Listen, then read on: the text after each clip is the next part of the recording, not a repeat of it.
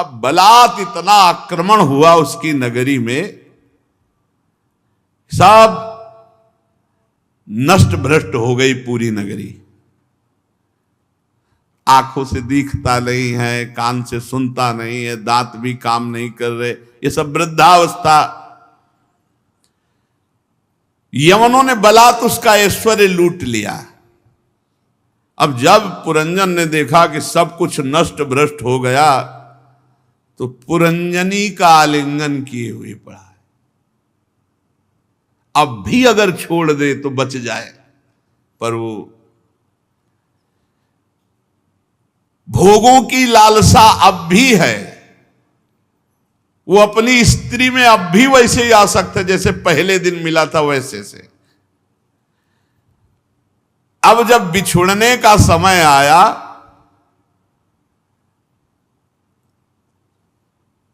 काल, मृत्यु, जरा, इन सब का आक्रमण, प्रज्वार ने आग लगा दी पूरी पुरी में, नगरी जलने लगी। पुरंजन बड़ा व्याकुल हुआ। काल कन्या ने सर्प को पीड़ा पहुंचाकर उसको अधीन कर लिया। प्रज्वार ने आक्रमण कर दिया। अब जैसे कोटर में रहने वाला सर्प आग लगने पर भाग जाता है, ऐसे 5 फण वाला सर्प बड़े कष्ट से इस पुरी से निकला, वो पंच प्राण। पुरंजन अब भी बुद्धिहीन है, अब भी अपनी स्त्री के प्रेम पास में, पुरंजनी के प्रेम पास में ऐसा फंसा हुआ, गले से लगाए है, मरने जा रहा है, फिर भी उसका वो बस यही सोच रहा है, इतनी सुंदर भार्या मेरी, इतना समर्पण, इतना प्रेम, इसी का चिंतन। ज्ञान दृष्टि बिल्कुल नष्ट हो चुकी है। अज्ञानवश इतना शोकाकुल होकर के अपनी पुरंजनी का चिंतन किया कि ये उसी में तन्मय हो गया। अब अज्ञानवश इस स्थिति में उसने अपने अविज्ञात सखा का स्मरण नहीं किया, नहीं वो बचा सकता था। अब निर्दयी यमनराज ने उसको बलपूर्वक मार डाला। बलपूर्वक मार डाले, जबरदस्ती प्राणों को खींचकर बाद। अब अंतिम समय वो अपनी पुरंजनी को देख रहा है।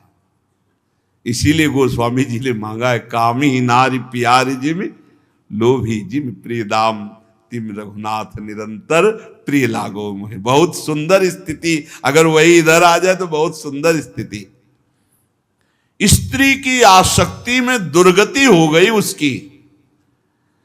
अब वो अपनी पुरंजनी के गले लगा, उसी का चिंतन करते हुए, तो अगला जन्म उसको विदर्भराज के यहां सुंदरी राजकुमारी के रूप में, विदर्भराज पुरंजन से पुरंजनी की आसक्ति के कारण राजकुमारी बना। स्त्री चिंतन तो स्त्री बना।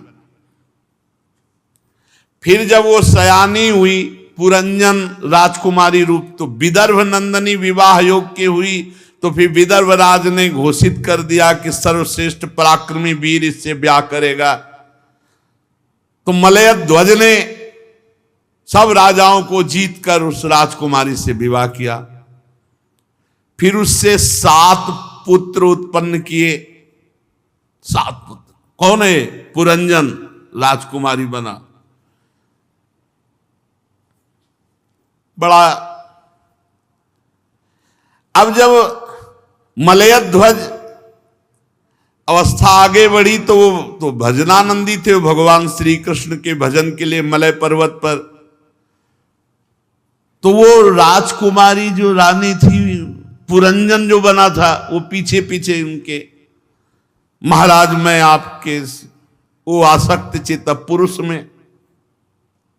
ये ऐसे चल रहा चक्र, और किसी की कथा नहीं, हमारी तुम्हारी कथा है ये। अभी जब आगे चल के बताएंगे कौन है पुरंजनी। यही बुद्धि, जो बुद्धि कहे वही दुर्गति कराती चली जा रही।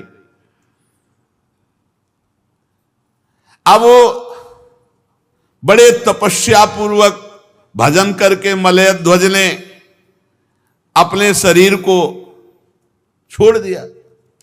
अब ये शरीर को पकड़े रो रहे, हा मेरे प्रीतम, हा मेरे प्रीतम, आप मुझे छोड़कर चले गए।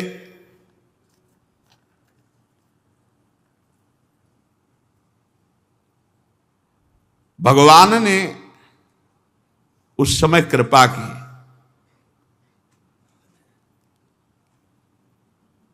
तू कौन है, किसकी पुत्री है, किसके लिए शोक कर रही है? ब्राह्मण के रूप में भगवान प्रश्न कर रहे हैं। ये सोया हुआ पुरुष कौन है, बता सकती हो? और मेरी तरफ देखो, मैं तुम्हारा अविज्ञात मित्र हूं। हम तुम एक साथ खेलते हैं, लेकिन तुम हमें भूल गए हो, हम तुम्हें नहीं भूले। सखा मेरी याद कर, मैं तुम्हारा अविज्ञात नामक सखा हूं।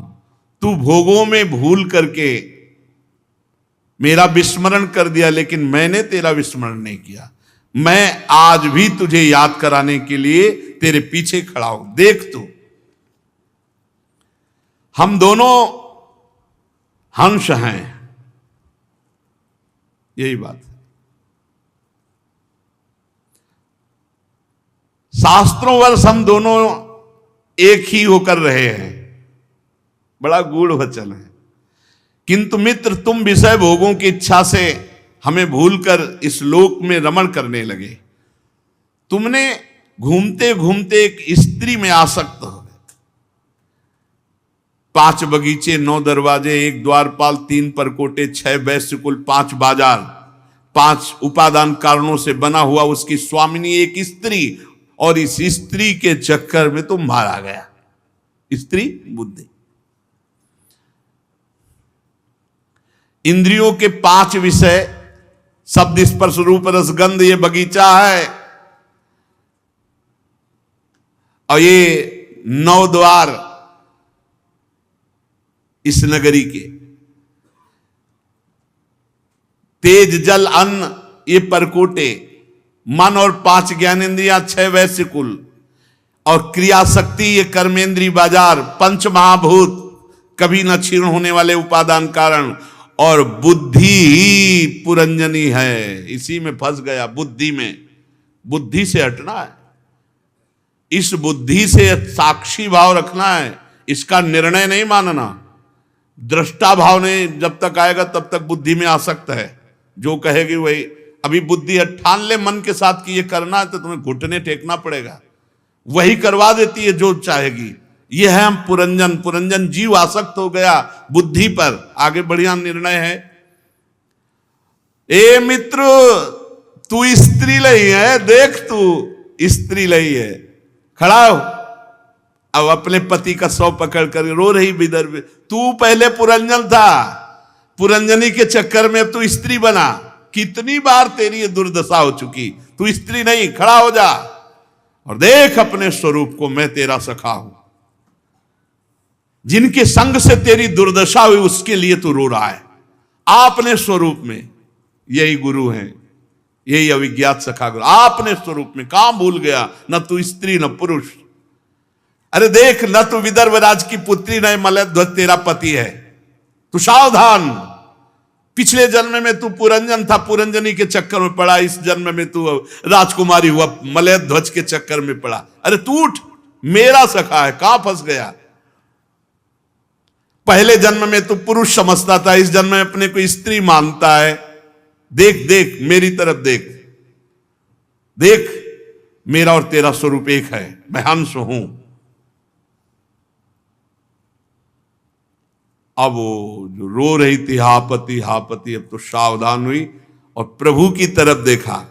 प्रभु ने कहा, बहुत सुंदर, अहम भवान न चान्यस्त्वम त्वमेवाहम विचक्षुभो। देख देख तू मेरी तरफ, मेरे और तेरे में कोई भेद नहीं। जो तेरा स्वरूप मेरा स्वरूप, मैं और तू एक है। अहम भवान न चान्यस्त्वम, तू अन्य नहीं है, मैं ही तू है, तू ही मैं है। विचार कर, विचार कर, तू वही है जो मैं हूं, जो मैं हूं वही तू है। देख, तेरे मेरे में थोड़ा भी अंतर नहीं। एक पुरुष अपने शरीर की परछाई को शीशे में, किसी व्यक्ति के नेत्र में अलग अलग देखता है, पर वो केवल शीशे और नेत्रों में ऐसे दिखाई देती, वो एक ही होता है। इसलिए मैं आत्म तत्व हूं, वही तू है। मेरे में तेरे में भेद नहीं। जो तू जीव है वो मैं ईश्वर हुई हूं, जो मैं ईश्वर हूं वही भूल करके इस नौ द्वार की देही में फंस गया। तू जाग, ए हंस तू जाग, ए मान सरोवर हंस तू जाग। भगवान जिसे जगाए वो जग न पावे, भला ऐसा कैसे। तत्काल जो राजकुमारी रानी बनी हुई रो रहे थे ना पुरंजन, तत्काल उसे आत्मज्ञान हुआ और वो भगवत स्वरूप हो गया। तत्काल सब राग मोह नष्ट हुआ, भगवत स्वरूप अर्थात अविज्ञात सखा में लीन हो गया। प्राचीन बर्ही, तुम वही पुरंजन हो जिसका मैंने कथा सुनाई, परोक्ष रूप से वर्णन किया, उसका स्पष्ट रूप से वर्णन सुनो। पुरंजनोपाख्यान का तात्पर्य देवर्षि नारद जी आगे। सार बात है भैया, हम सब बुद्धि और मन के चक्कर में फंस गए और फंस करके बार बार जन्म मरण का चक्कर भोग रहे हैं। कुछ नहीं करना है, 1 मिनट में हिसाब हो गया। पूरन सदगुरुदेव मिल जाए और केवल इतना कि उठ तू और कोई। ये साधना केवल असाधनों के त्याग के लिए कुछ चले, बस जागना है। जैसे जगाया नहीं, उठ उठ, वो रो रहे हैं, ये क्रम चल, पुनरपि मरणम पुनरपि जननम पुनरपि, ये कब तक चलता है। ए जागो, कैसे जागे? जगे तो हैं अगर नाम जब चल रहा है। और सावधानी से देखो कि बुद्धि अगर हमको भोगों की तरफ ले जा रही है तो हमारी दुर्गति कराने वाली है। हम दृष्टा भाव से रहें, साक्षी भाव से रहें, इससे लड़ें, इसके अनुकूल न बन जाए, घुटने न टेक दें। और इतना जलाता है हृदय, ये अंतःकरण देखो ना, आप जब ना कर दो तो कितना जलाता है। जो आप भोग रहे हैं, जो भी, उसको ना केवल करो आप, फिर इनका तांडव देखो। मन और जब बुद्धि खिलाफ हो जाए ना तुम्हारे, फिर देखो तुम बार बार समझे नहीं आता, आप करें तो क्या, तो समझ में क्या फिर आता, फिर घुटने टेकने पड़ते हैं। हाँ बताओ, बोले हमको ये खाना है, लाते हैं, भी लाते हैं, ये दिखाओ, ये दिखा देते हैं। यही तो चल रहा है पूरा, इसी पुर के अंदर सारा खेल हो रहा है। देख लो ना, इसी पुर के अंदर सारा खेल हो रहा है। 5 फण वाला सर्प प्राण है, पुरंजनी बुद्धि है। जैसा बुद्धि निर्णय करे वैसे। बुद्धि कहे ये राक्षस, तो हम चाहे जितना बड़ा महात्मा हो, हमारी बुद्धि कह दी तो मान लिया। और है कौन? साक्षात परमात्मा का अंश है, परमात्मा स्वरूप है। और भगवान हमारे साथ हैं, हर समय साथ हैं भगवान। अविज्ञात सखा को बुलाया थोड़ी विदर्भ राजकुमारी के रूप में जब हुआ, भगवान ने कहा गे लाश पकड़े उठ, देख हम तुम दोनों एक अंश हैं, न तो स्त्री है न कोई पुरुष है, परमात्मा स्वरूप है। यही जानना है यार, यही जानकर व्यवहार करो। इसीलिए पहले गुरुकुल में शास्त्र पढ़ाए जाते थे, संयम, नियम, तपस्या, आराधना, भगवत साक्षात्कार, और फिर गृहस्थ माया में जाओ बाजार में। अब कोई तुम्हें नहीं पकड़ सकता। और यहाँ जन्म से माता पिता बालकें बुलावें, उधर भरे सोई जतन सिखावें, समाधान है भगवान की प्राप्ति। इसलिए खूब सत्संग ध्यान से सुनो और सावधान होकर ये जन्म अविज्ञात सखा भगवान की प्राप्ति के लिए खूब नाम जप करते हुए अपने कर्तव्य का पालन करो।